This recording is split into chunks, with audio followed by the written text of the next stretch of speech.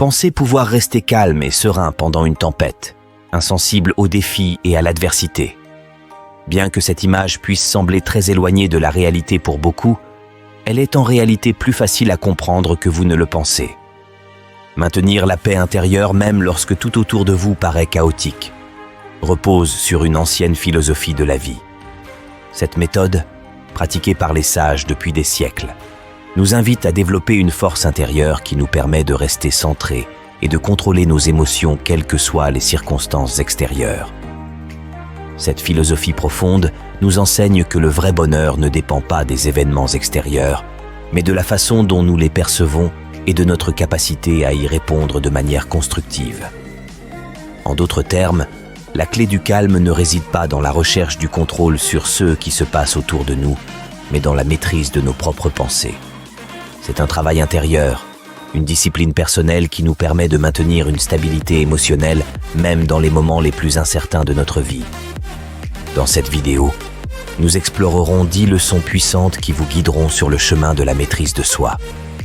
6 cours vous aideront à développer une force intérieure et une résilience durable afin que vous puissiez affronter les tempêtes de la vie avec grâce et calme. Vous découvrirez comment prendre du recul face à des situations difficiles, comment gérer judicieusement vos émotions et comment transformer les défis en opportunités de croissance personnelle. Ce voyage vers la paix intérieure est accessible à tous et il commence ici. Leçon 1. Contrôlez ce que vous pouvez contrôler. La première leçon, et peut-être la plus fondamentale, est de comprendre et d'accepter que nous ne pouvons pas tout contrôler. La vie est pleine d'événements imprévus. La météo, les actions des autres, les événements fortuits. Il existe de nombreux facteurs indépendants de notre volonté. Cette réalité, bien qu'inévitable, sûrement source de frustration et de stress si nous essayons de la combattre. Cependant, une fois que nous acceptons ce fait, nous sommes libérés du fardeau du besoin de contrôle. Ce que nous pouvons contrôler, cependant, ce sont nos pensées, nos actions et nos réactions. C'est là que réside notre véritable force. En concentrant notre énergie sur les domaines qui relèvent réellement de nos capacités, nous développons un sentiment de maîtrise et de paix intérieure. Prenons l'exemple de l'archer. Il peut ajuster sa posture, tirer l'arc avec précision et viser avec précaution, mais il ne peut pas contrôler le vent pour dévier la flèche. L'archer sage accepte cette réalité et se concentre sur ce qu'il peut faire de mieux tout en abandonnant les choses qu'il ne peut pas contrôler. Cette même approche peut être appliquée dans nos vies quotidiennes. Plutôt que de gaspiller notre énergie à tenter de contrôler l'incontrôlable, nous pouvons choisir de nous concentrer sur nos propres actions et attitudes. En faisant cela, nous renforçons notre sentiment de calme et de maîtrise, et nous abordons les défis avec une confiance renouvelée. Cette première leçon est un pilier essentiel pour construire une vie de sérénité et d'accomplissement, et elle ouvre la voie à une plus grande compréhension de nous-mêmes et de notre relation avec le monde qui nous entoure. Leçon 2. L'acceptation. L'une des leçons les plus profondes que l'on puisse apprendre dans la quête de la sérénité est l'acceptation. Il est naturel de vouloir résister aux difficultés et de chercher à contrôler les événements de la vie. Pourtant, la vie est, par nature, imprévisible et en constante évolution. Il y a des moments de bonheur, mais aussi des périodes de défi. En nous opposant à ces changements inévitables, nous créons en nous une tension intérieure qui finit par se transformer en souffrance. C'est un peu comme si nous tentions de retenir une rivière en crue avec nos mains. Plus nous luttons contre le courant, plus nous nous épuisons. L'acceptation ne signifie pas la résignation ou le fatalisme. Il ne s'agit pas d'abandonner nos ambitions ou de cesser de chercher à améliorer notre situation. Au contraire, l'acceptation consiste à reconnaître la réalité telle qu'elle est, sans jugement ni résistance inutile. Cela signifie accepter que certaines choses échappent à notre contrôle, que la vie comporte des hauts et des bas, et qu'il est inutile de lutter contre ce que nous ne pouvons pas changer. En adoptant cette attitude, nous nous libérons d'un poids énorme, celui de l'anxiété liée à notre besoin de tout contrôler. Imaginez un instant que la vie est une mer agitée. Plutôt que de lutter contre les vagues, l'acceptation nous invite à apprendre à surfer sur elle. C'est en apprenant à naviguer avec les mouvements de la vie, plutôt qu'en nous y opposant, que nous trouvons la paix intérieure. L'acceptation est ainsi un art de vivre qui nous permet de faire face aux défis avec plus de sérénité, en embrassant chaque moment pour ce qu'il estimate.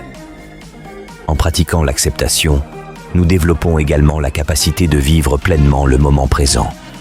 Nous arrêtons de ressasser le passé ou de nous inquiéter de l'avenir, et nous nous concentrons sur ce qui se passe ici et maintenant. Ce simple changement de perspective peut transformer notre expérience quotidienne, nous permettant de goûter chaque instant avec plus de profondeur et de plénitude. Leçon numéro 3. La pleine conscience. La pleine conscience, par ailleurs connue sous le terme de mindfulness, est une pratique puissante qui complète naturellement l'acceptation. Il s'agit de l'art de vivre parfaitement le moment présent, en portant une attention consciente à ce que nous ressentons, pensons et percevons, sans émettre de jugement. Dans notre monde moderne, rempli de distractions et de sollicitations incessantes, il est facile de se laisser emporter par nos pensées, de nous perdre dans le tourbillon mental des préoccupations, des regrets et des plans pour l'avenir. La pleine conscience nous offre une échappatoire à ce bruit mental constant.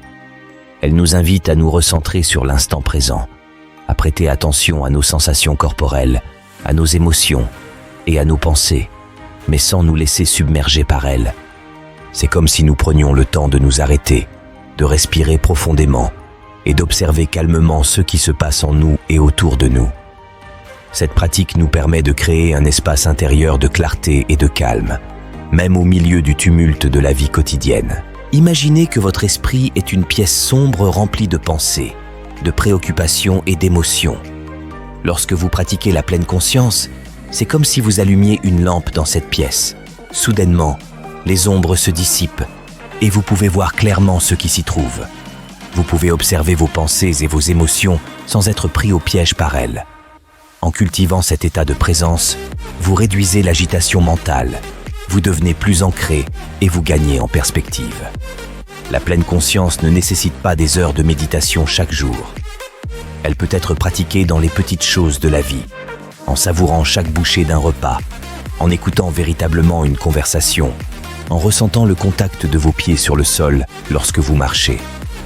En intégrant la pleine conscience dans votre quotidien, vous apprenez à être plus présent, plus calme et plus en paix avec vous-même. C'est une leçon précieuse qui, une fois maîtrisée, transforme non seulement la manière dont vous vivez chaque instant, mais aussi votre relation à vous-même et au monde qui vous entoure. La vie est une succession de défis et d'obstacles, qu'il s'agisse de revers professionnels, de déceptions personnelles ou de situations imprévues. Personne n'est épargné par les épreuves. Cependant, ce qui distingue les personnes qui réussissent à surmonter ces difficultés, c'est leur capacité à rebondir. Cette aptitude à se relever après les échecs, à persévérer malgré les revers, est ce que l'on appelle la résilience. La résilience n'est pas une qualité innée, réservée à quelques rares individus. C'est une compétence que chacun de nous peut développer. Elle repose sur un mélange de mentalité positive, de flexibilité émotionnelle et de détermination. En renforçant notre résilience, nous ne nous contentons pas de survivre aux difficultés, nous en sortons plus forts et plus sages. Chaque défi devient une occasion d'apprendre quelque chose de nouveau sur nous-mêmes, d'affiner notre caractère et de renforcer notre confiance en notre disposition à surmonter les obstacles. Imaginez la résilience comme une sorte de tremplin émotionnel. Chaque fois que nous faisons face à une difficulté, nous avons deux choix, nous laisser écraser par elle ou l'utiliser pour nous propulser en avant. Les personnes résilientes choisissent cette dernière option. Elles comprennent que les échecs ne sont pas des fins en soi, mais des opportunités déguisées, des leçons précieuses qui peuvent les aider à se transformer. En adoptant cette perspective, elles parviennent à traverser les tempêtes de la vie avec une force intérieure renouvelée. Cultiver la résilience ne signifie pas ignorer la douleur ou les émotions difficiles. Au contraire, il s'agit de les reconnaître, de les accepter et de trouver en elles les ressources pour aller de l'avant. C'est apprendre à faire face à l'adversité avec courage et persévérance, tout en restant ouvert au changement et à la croissance. La résilience est ainsi un pilier essentiel pour vivre une vie épanouie et pleine de sens. Leçon numéro 4. Choisir sa réponse. Dans le tourbillon de la vie, nous sommes souvent confrontés à des situations qui échappent à notre contrôle. Cependant, il y a une chose que nous maîtrisons toujours, notre façon de réagir. Cette vérité simple mais puissante est au cœur de la 4e leçon. Nous ne pouvons pas toujours empêcher les événements négatifs de se produire, mais nous avons le pouvoir de décider comment nous y réagissons. En choisissant des réponses constructives et positives, nous transformons les défis en opportunités de croissance. Prenons l'exemple du jardinier. Lorsqu'il est confronté à des mauvaises herbes dans son jardin, il ne les ignore pas, mais ne les considère pas non plus comme une fatalité. Au lieu de cela, il les transforme en compost pour nourrir ses plantes. De la même manière, nous pouvons choisir de transformer les obstacles en opportunités, en tirant des leçons de chaque expérience.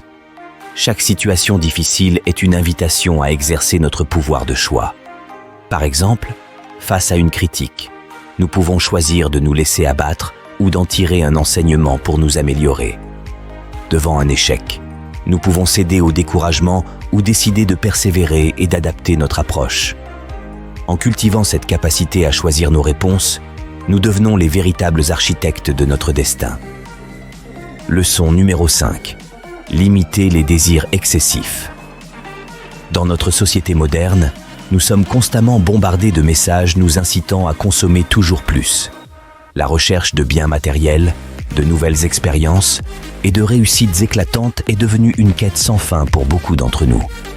Pourtant, paradoxalement, cette course effrénée ne mène pas au bonheur durable, mais souvent à l'épuisement et à l'insatisfaction.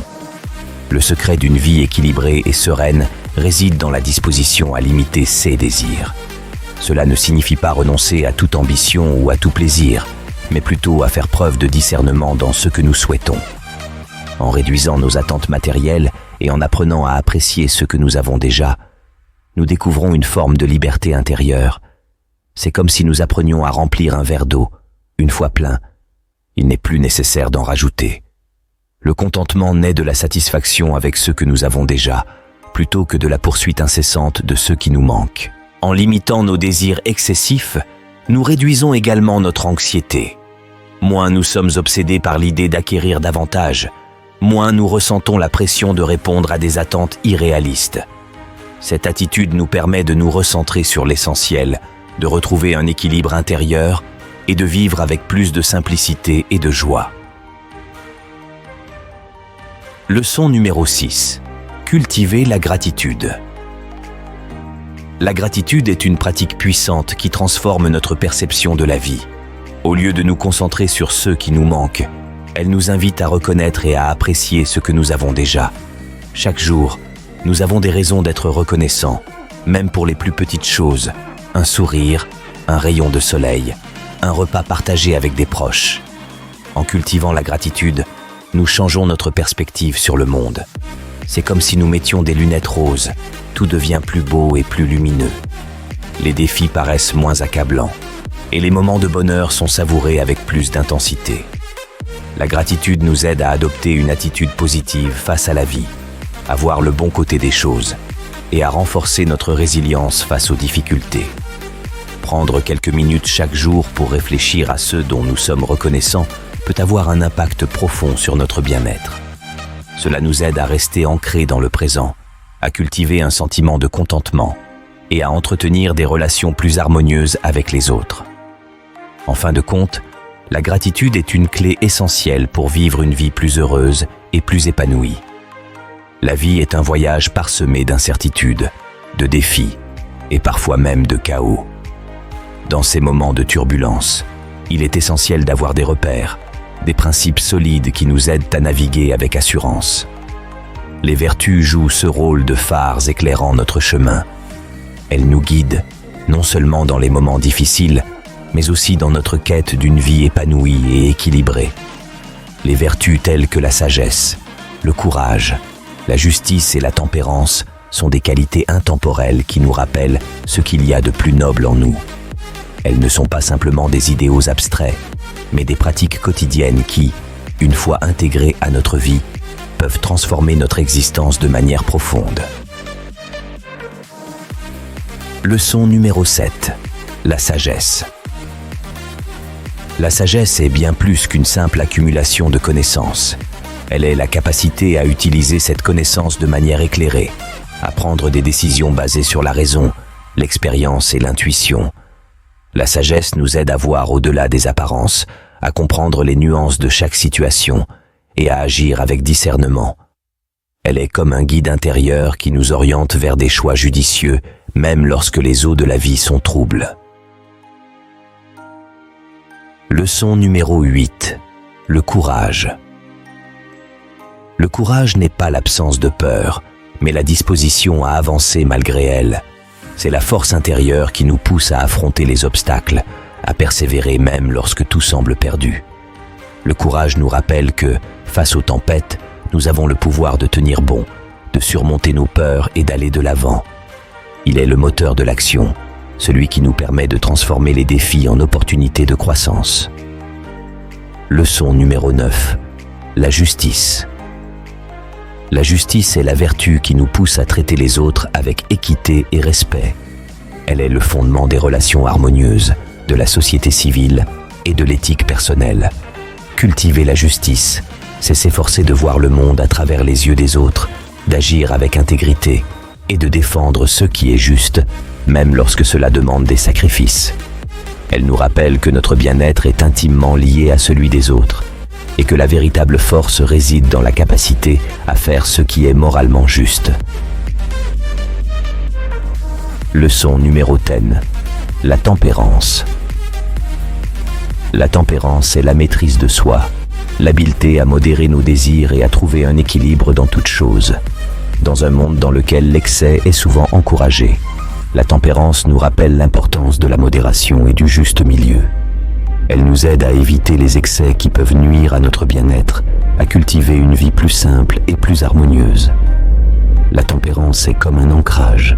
Nous sommes maintenant stables et équilibrés face aux tentations et aux distractions. En cultivant ces vertus, nous devenons des personnes plus équilibrées, plus résilientes et, en fin de compte, plus heureuses. Elles sont des phares qui éclairent notre chemin, nous guidant à travers les tempêtes de la vie avec sagesse, courage, justice et tempérance. La vie est en perpétuel changement. Tout autour de nous évolue constamment. Les saisons passent, les relations changent, nos émotions fluctuent. Rien n'est permanent. Cette vérité fondamentale peut être difficile à accepter, mais elle est aussi une source de grande sagesse et de paix intérieure. Accepter la nature transitoire de la vie, c'est reconnaître que les joies et les peines, les succès et les échecs, tout cela fait partie d'un flux constant. En prenant conscience de cette impermanence, nous apprenons à ne pas nous attacher excessivement aux choses matérielles, aux situations ou même aux personnes. Cela ne signifie pas que nous devons cesser de profiter de la vie ou d'aimer les autres, mais plutôt que nous devons apprendre à lâcher prise. C'est comme regarder les nuages dans le ciel. Ils changent de forme, passent et disparaissent, mais le ciel reste toujours là. De même, les événements de la vie passent, mais notre essence profonde, notre tranquillité intérieure, peut rester intacte. Accepter l'impermanence, c'est aussi apprendre à vivre pleinement le moment présent. Puisque tout est transitoire, chaque instant devient précieux. En adoptant cette perspective, nous pouvons embrasser la vie avec plus de sérénité, apprécier les petits moments de bonheur et trouver la paix dans le changement. L'apprentissage est un voyage sans fin. Contrairement à ce que l'on pourrait penser, il ne se termine pas avec l'obtention d'un diplôme ou la maîtrise d'une compétence. En réalité, l'apprentissage est une attitude, une ouverture constante à l'évolution et à l'enrichissement personnel. Cultiver notre curiosité et sortir de notre zone de confort sont des clés essentielles pour une vie épanouie.